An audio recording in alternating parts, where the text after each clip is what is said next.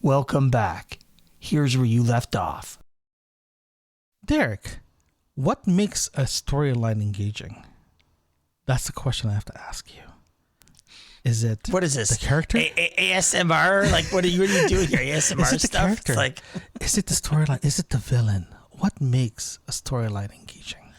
Derek? I think the first thing is the character. Okay, buddy. The first thing, okay, yeah, do your ASMR thing. Okay. The first thing is the character. Okay, I think the character is the main, the most important thing. Your protagonist, your main character, is the person that you want to sort of latch onto. For me, when I read books, it doesn't have to be every character doesn't have to be amazing, but I usually have to have a character that I latch onto to say, this is somebody I'm rooting for. This is somebody I want to succeed and I want to be there. And I think that's one of the main aspects of it. Now, the other side of that is the backdrop. What are they working against? What's the backdrop? What's the window dressing? What's the world they live in to do? And usually when the world they live in interests me, I give them a little more freedom as the character to give them a little more time to develop and so forth. But in general, it's the character, man. Is that how you think about it? Yeah. Well, yes, that's correct. Yeah, I feel the same way too because when I was doing some good thinking, episode done, we're done. I know, right? So when I was thinking about the storyline and how it's engaging, I actually came up with 7 items. Right. So I'm going to tell you my 7 items. Let me know what you think of each. Okay. So the first one, you said it, reliable characters, right? The next one on my list is strong conflicts. The conflicts between the main character or the group or the social thing or whatever, or political thing or whatever it is. It has to be a very good, strong conflict within the storyline stuff. The other one, the number 3 one is clear stakes of what's actually happening in the storyline. What would the character gain? What would the character loses? Right. The fourth one is pacing and structure. So everything from how the story was built, how the story has been created, and all that stuff. Right. Number 5 on my list is unexpected twist. What is the twist? Is the bad guy actually the good guy? Is the girlfriend actually the bad one? Is the boyfriend actually the murdering psychopath instead of the loving one that everyone loves? Right, those kind of things. Number 6 on my list is emotional. The emotional part of it. What is the emotional stake of the character or the storyline itself? And the last one I have is it satisfying? Is there a satisfying arc throughout the story itself? Those are my 7-1. Do you agree with those 7 things I just listed to make a very good storyline? That was like a lot, man. That was like a lot there. Okay, so let me try to think. It's like you just list out like 8 things. Derek, 7. go. 7, okay. By the way. Yeah, 7. Whatever.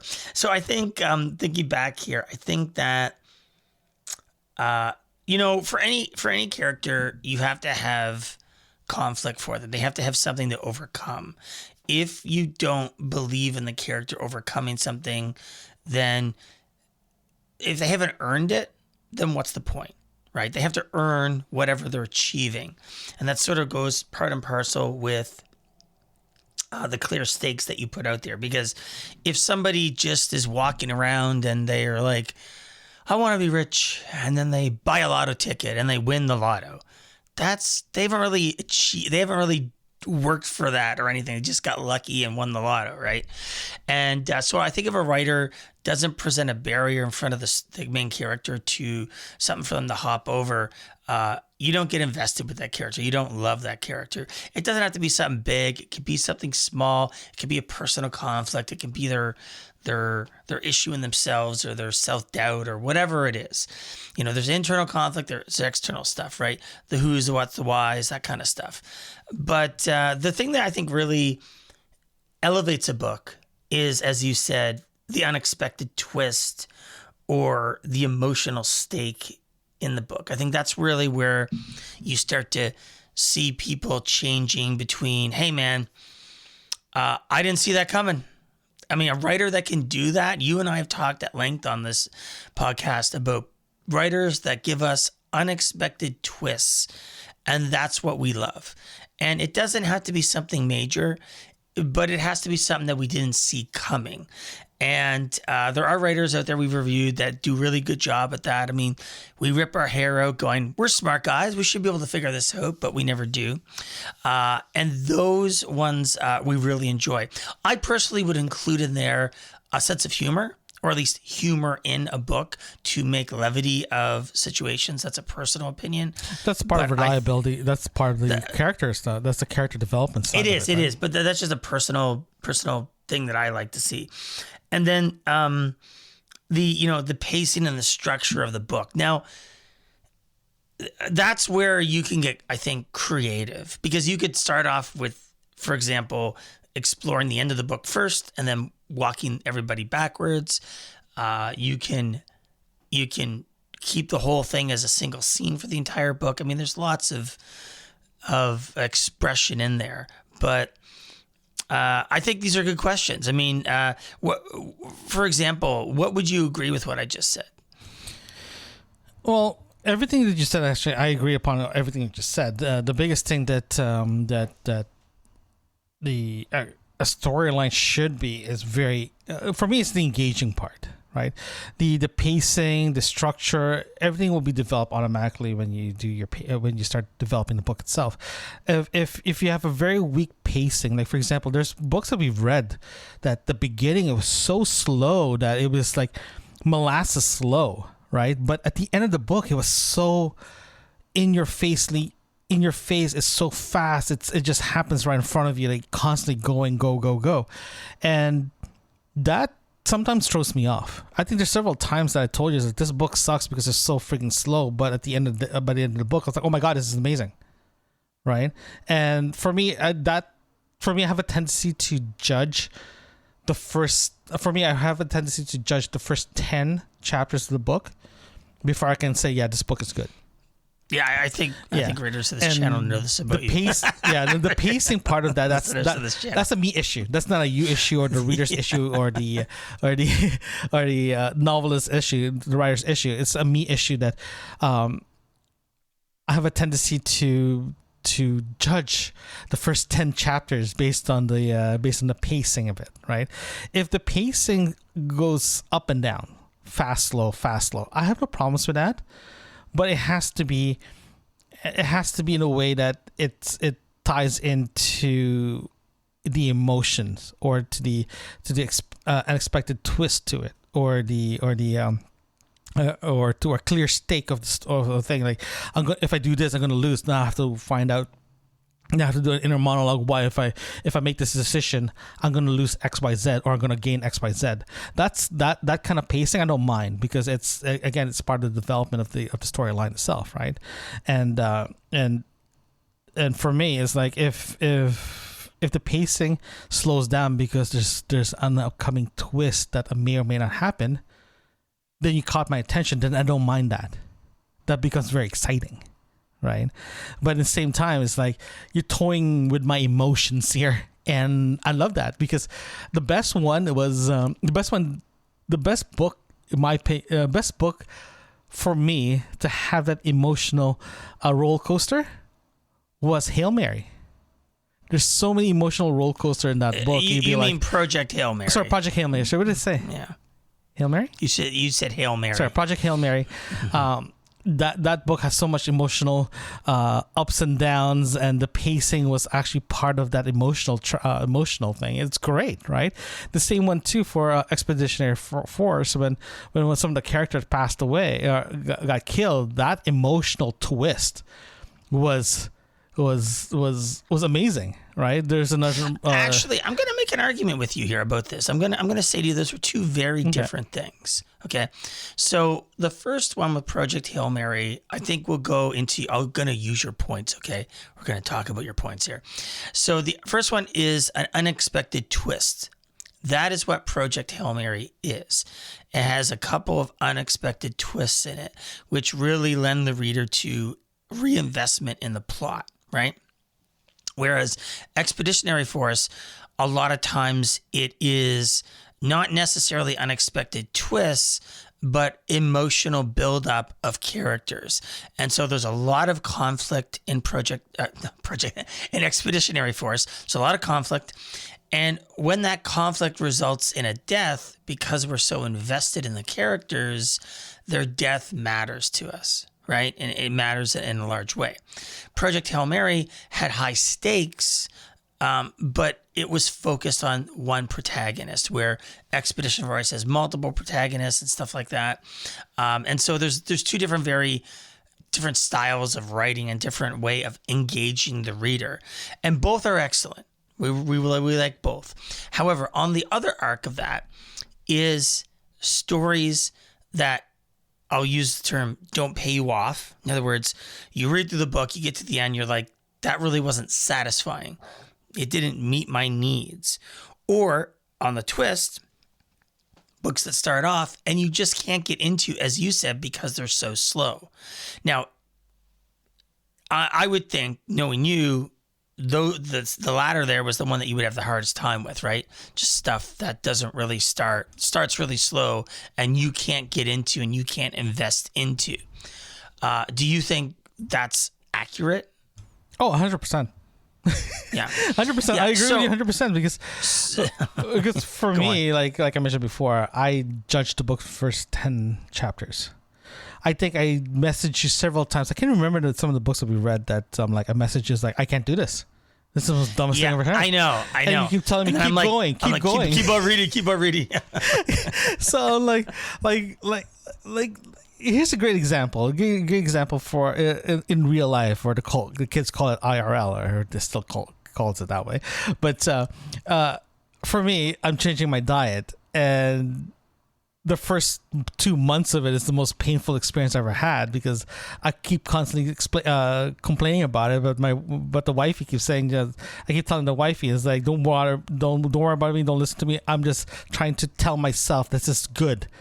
Accept it and just move on, right? So same thing for me for the books. It's like the first 10 minutes is the most jarring thing ever. If it does not capture my imagination and just doesn't capture my attention for the first 10 minutes, I automatically message Derek. It's like, Derek, I can't do this. This is the most dumbest thing ever. Why am I reading this? Can we change this book? And you keep telling to me, is like, keep reading. So right? Here's the other question. To me, and I'm gonna agree with you that I tend to find that to grab a reader in the beginning is important. It's a hard thing to do. I think it's a much harder thing to do than the ending of a book, is to grab the reader in the beginning of the book. That is really hard to do. And, but I also think that's a hard thing to do, but the cardinal sin is to not pay off the reader at the end of the book. Would you agree? Agree. It's, what makes a bad storyline is very simple. This is my opinion here. Tell me if you agree or disagree with this one. What makes a bad storyline? If you bored the crap out of me the first 10 chapters, and the payback that I got is another boredom of another 20 more chapters, and the last chapter is something exploded and be like, oh, the book's done. Then I will mark you 1 out of 10. But you forgot something in there. What's that? I have to hear about it all the time. Oh yes, and Derek, because typically if you read a book, it's about 5 episodes, so that's 5 weeks. Yeah, 5 or 6 of episodes, me complaining. Yeah. That's talking about almost like 5 weeks. That's a playoff weekend. That's a playoff month. And we're talking about like 5 weeks of me messaging Derek every other day. It's like, I can't do this. And if Derek keeps saying to me, it's like, it will get better. At the end of the book, it still sucked. Then I'll blame him for choosing the book that I actually chose. So let me give you a different example. We've read books where the world that is created is amazing and great, but the protagonist is terrible. And my argument to you is, what is better? A great protagonist and a bad storyline, a bad world, or an excellent world and a bad main character, which is the worst of two evil. Ooh, okay.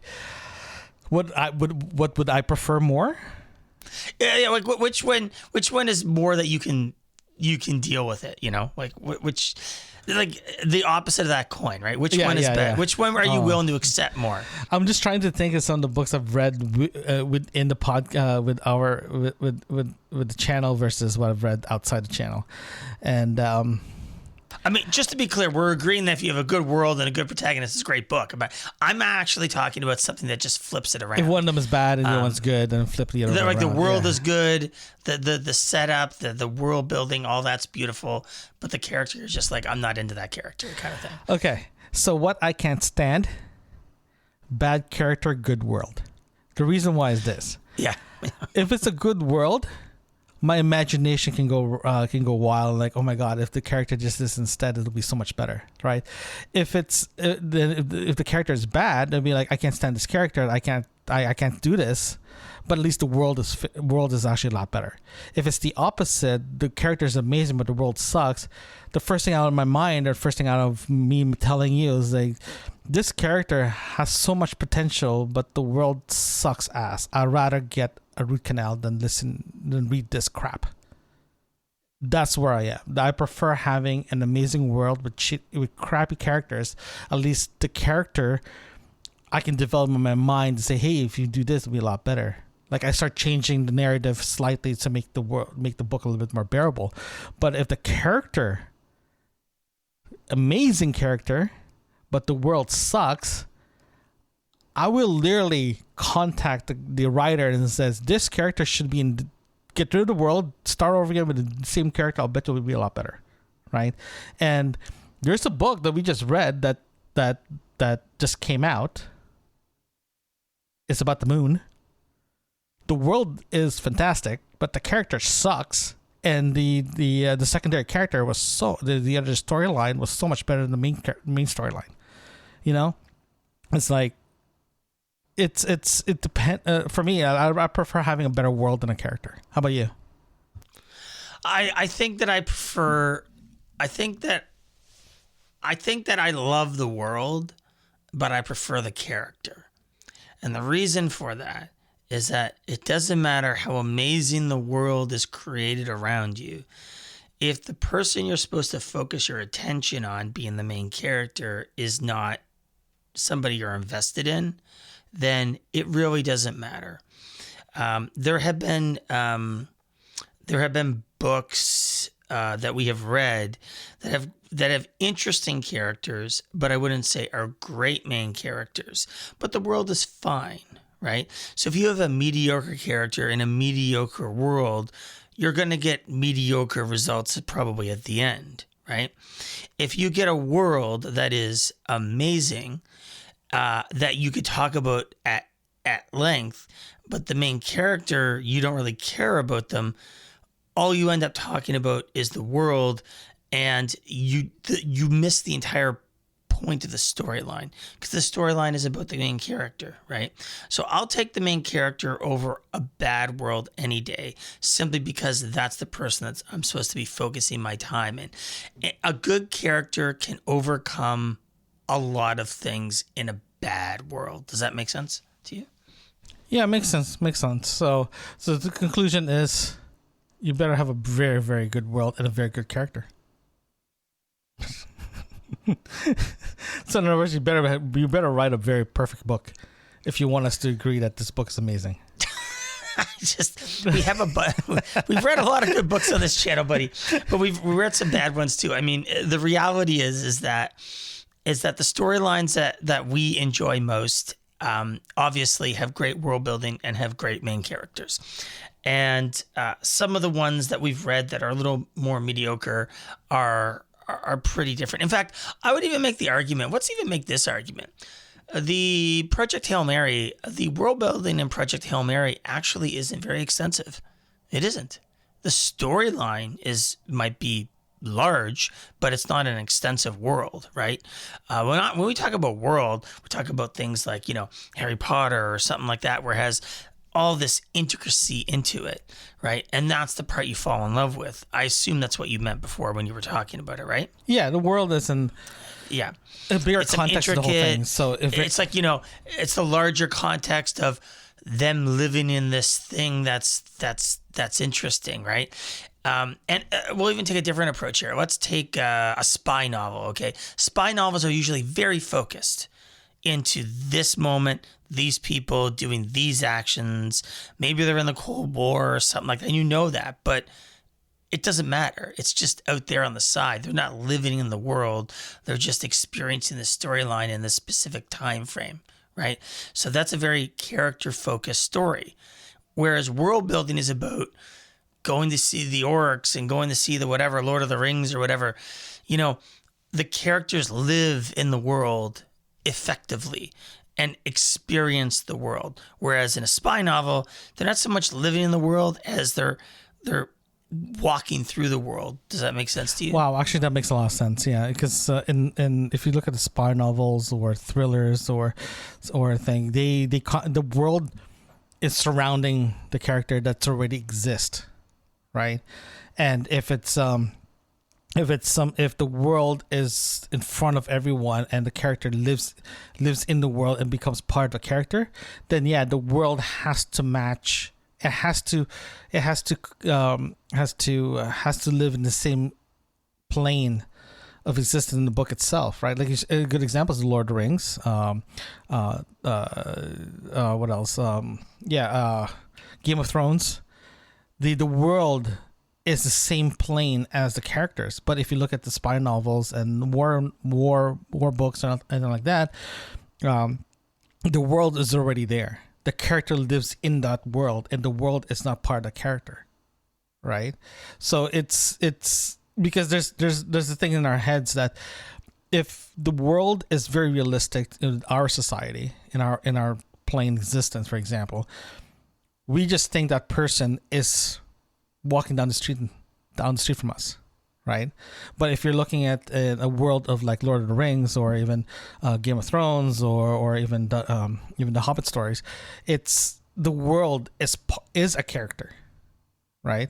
They live intertwined within the storyline itself, right? Because I think it also allows you to expand the characters' experiences. Like in a spy novel, it's like this is what they're going through. It's a storyline. It's very narrowed.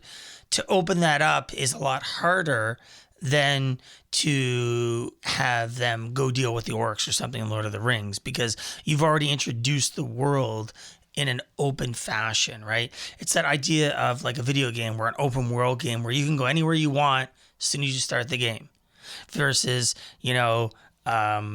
another one, just a first person shooter where they're like, you go in this direction and that's it. Right. That's how I think about it, right? When I'm reading a book. And a lot of books do that. I think I tend to like writers that open the world up in the beginning for you, that allows you to ask the question, what's over there? I think when you allow, especially when you're reading a book, when you allow people to experience what they're thinking, when they're like understanding about you mention something as a secondary point, and then you let it sit as a writer, right? And then as you let it sit, the reader is like, hey, you mentioned that back there. I want to hear more about that, right?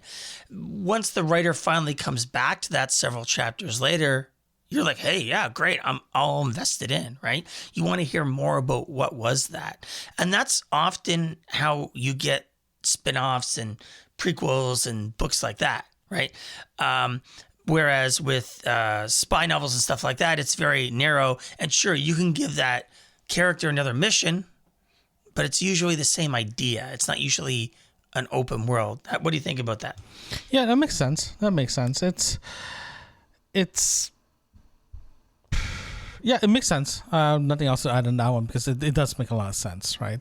So it's having a storyline that's engaging. It is a very fine line, a very balancing between several elements, right? And if that one of the elements fails, then everything becomes very centric of, let's say, character driven now instead of role driven. If the character is driven, there's a lot more sub items in that character, like the emotions, the humor, the seriousness, and all that stuff, right? But if it becomes the opposite, it's more world driven in the character, then there's all about building this world, and the character is just a very small thing in that world. And writers, if that's why I'm very envious with writers, can actually find that balance, right? And for us, so far, we've been finding good books that has that really great balance. Doesn't matter if it's sci-fi or thriller or anything like that, or even fantasy. We find something that's very well balanced, that we love the world, we love the character. But one thing that throws around, if something throws one of those things out, it becomes like, okay, now we're talking about the difference between a 10 out of 10 to a 5 out of 10 book. You know what I mean? So it's a nice line that we have to find, and what makes a good character is just a good balance, in my opinion. Thank you for joining us today. Don't forget to hit that subscribe button and share a review. We love to hear from you. Send us an email at yourbookmarksinfo@gmail.com. Join us again right here where you left off.